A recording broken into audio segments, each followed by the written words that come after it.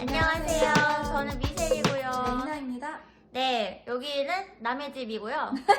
네, 에어비앤비처럼 제가 살고 있는 대저택입니다.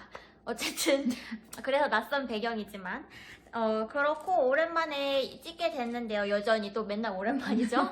이번에는 임상 경력이 중요한지 그런 질문들을 좀 많이 하시는 것 같아서 답변을 한번 해보려고 해요.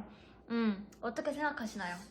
일단은 경력이 중요하죠. 왜냐면 저희가 100% 네이티브가 아니기 때문에 어쨌든 부족한 영어 실력만큼 경력으로 어쨌든 커버를 해야 된다는 느낌이 있어요. 일을 하다 보면은. 맞아요. 그러면 근데 경력도 경력 연차 수도 중요하지만 병원이 어느 정도 급에서 다녀야 되는지 이런 것도 다 많이 궁금해 하시더라고요. 맞아요. 일단 연차 수도 솔직히 제 생각에는 많으면 많을수록 좋다고 보고, 어디 병원에서는 한국 경력을 안 쳐준다, 어디는 쳐준다 이러는데 그거는 사실 뭐가 맞다고 단정 짓긴 어려운 것 같아요. 왜냐면 또 병원마다, 미국에 있는 병원마다 한국에서 너 이만큼 일했네 라고 쳐주면서 시급을 쳐주는 데가 있긴 있고요. 없는데도 분명히 있습니다. 그래서 하지만 연차 그래도 적어도 한 2, 3년 정도는, 그리고 이미 프로세스 자체가 또 길게 가는 거기 때문에 한 2, 3년 정도는 필요하다고 생각해요. 그래도 일단 기본으로 2, 3년을 채우고서는, 근데 저희가 생각하기에 제일 중요한 거는 어느 병원 몇 년 차 이거보다 자기가 원하는 부서가 있으면 그 부서에서 일하시는 게 제일 중요하다고 생각해요. 맞아요. 왜냐면은 메드설지 일반 병동 경력 바탕으로는 보통 일반 병동으로 투입이 되고, 예전에 비슷한 얘기를 한번 다루긴 했었는데, 이제 ICU 베이스인 선생님들은 미국에 와서도 보통 ICU로 많이 배정이 됩니다.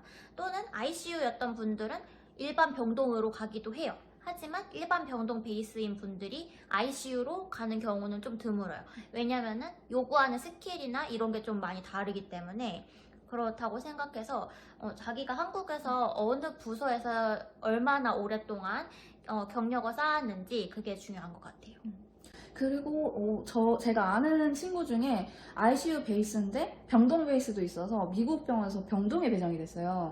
근데 이제 이분은 ICU 경력을 살려서 대학원 이런 것도 희망을 하고 있어가지고, 근데 그러기에는 이제 에이전시 널스로 왔기 때문에 2년 동안 병동 다 하고 이제 ICU 경력 쌓고 그렇게 하면은 세월이 네월화가 되기 때문에, 그래서 한번 병원에 물어봐라. 에이전시한테도 물어보고 병원에도 물어보고 CCU든 ICU 자기 경력 아까우니 그쪽으로 보내달라고 했는데 됐어요. 그 친구는. 그래서 그 친구는 지금 계속 ICU로 일하고 있고, 근데 그러면은 어쨌든 그 필요한 ICU 경력을 빨리 채울 수 있는 거잖아요. 그래서 혹시나 배정을 ICU 베이스가 있었고 ICU로 가시고 싶으신데 병동이 됐다거나 다른 부서가 됐다고 하더라도 일단은 한번 요청해 보시는 것도 나쁘지 않다 생각해요. 일단 미국 땅에 오면은 자기가 한국에서 이때까지 쌓아온 경력이 이거기 때문에 부서 이동을 신청을 한다라고 생각했을 때 좀 더 용이할 수 있어요. 한국보다는 이 부서 간의 이동이 좀 더 편리한 편이고요.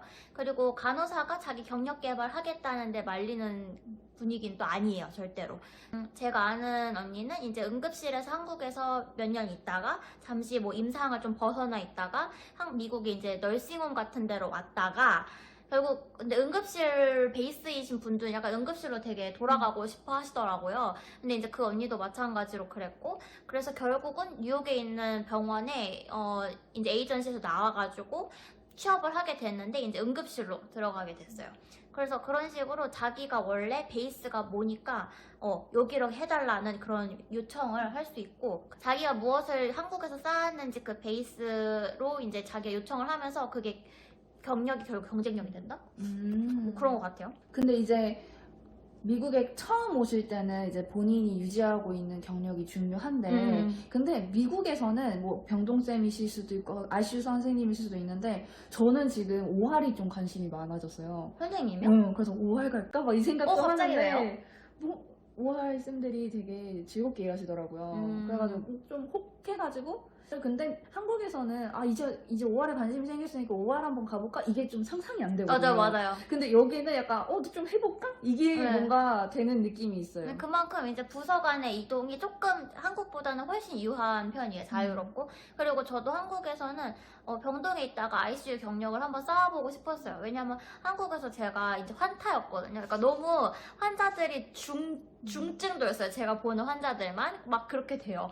여기서 시작해도 중증도가 올라가는 그런 환자였는데 막 그런 사람을 끼고 보면은 차라리 그냥 ICU에서 2명 보고 싶다 이런 생각을 했었단 말이에요. 이제 ICU 내려가기 직전에 환자들이 막 제가 보니까. 그런데 이제 부서장님한테 이제 면담을 하거나 이럴 때 다 듣는 얘기가 있잖아요. 그러면은 ICU로의 부서 이동은 그렇게 쉽지 않다. 간호사 개인의 역량뿐만이 아니라 뭐 분위기 자체도 막 그렇게 부서 이동된 사람을 반기는 분위기가 뭐 아니다. 뭐 이런 식으로 여러 가지 좀 곤란한 점들이 좀 많은 것 같았어요.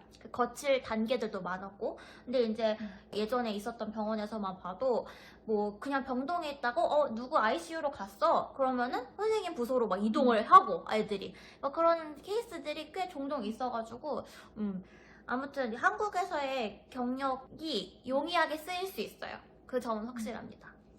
그래서 저희가 그래도 최소 한 1, 2년 이상은 있어야 된다고 하는 이유 중에 하나가 한국은 대학교 4학년 내내 배우고 이제 병원에서 약간 처음부터 다시 배우는 느낌이잖아요. 어떻게 보면 그 4년이 의미가 없는 느낌이 드는데 미국 쌤들은 보니까 간호 학생일 때 실습할 때 거의 다 정말 RN처럼 실습을 해요. 맞아요. 선생님 학생 때 가르쳐봤어요? 아니요.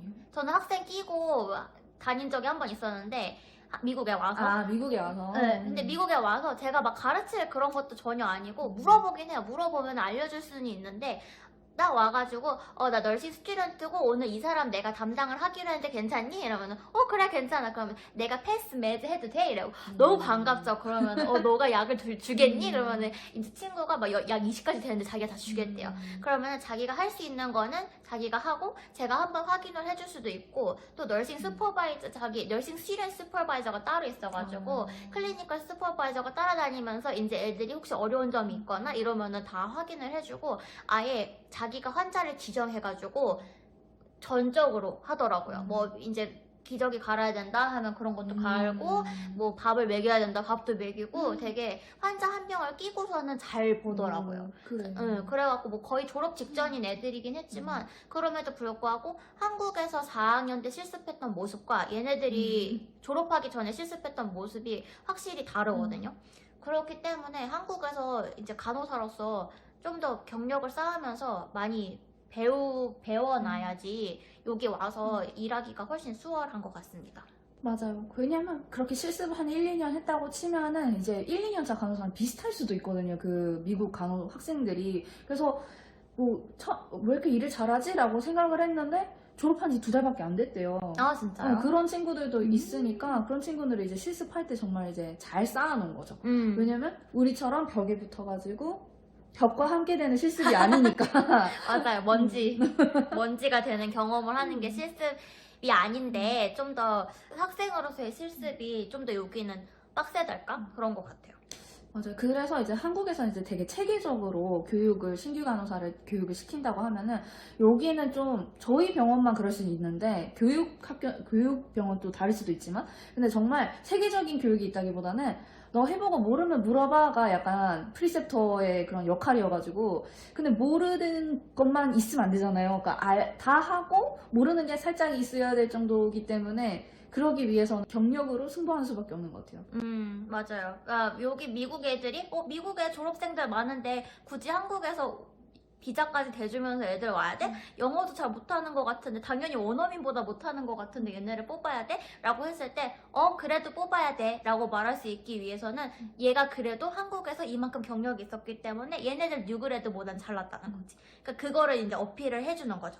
그래서 약간 경력이 더 중요한 것 같고요. 그리고 제가 예전에 어디서 본 글인데 미국에서 일할 때 영어가 진짜 first language가 아니니까 당연히 힘들 수밖에 없잖아요. 근데 이제 어떤 의료 상황에 놓였을 때 병원에서 근무 환경에 놓였을 때 영어로 뭔가 안 들려도 일을 해낼 수 있어요. 왜냐면 인상에서 쌓아왔던 눈치가 있기 때문에.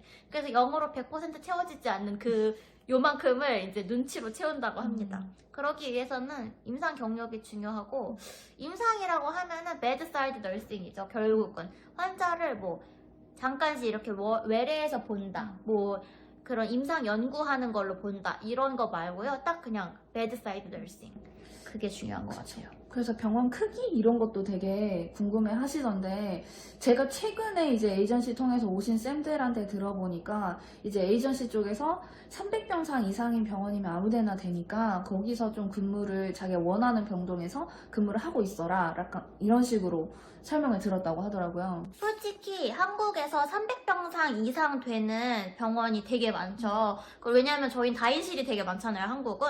그렇기 때문에 미국에서 300병상 이상을 요구한다라고 하면은 한국에서는 그걸 충족하는 병원이 굉장히 많고, 뭐 2차가 됐든 3차가 됐든 어쨌든 ICU 경력이라고 하면은 ICU로 경력 증명서가 나올 거고, 그 다음에 일반 병동이라고 하면은 병동으로 메드설지로 증명서가 나올 거기 때문에 결국은 부서가 중요하다, 이 얘기를 하고 싶었어요.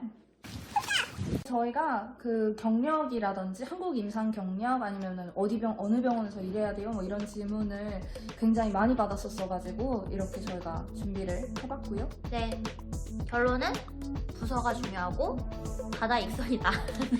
다들 있어. 네, 그러면은 여기서 끝내겠습니다. 오늘 하루도 스테이블하고 고산 하루 되세요.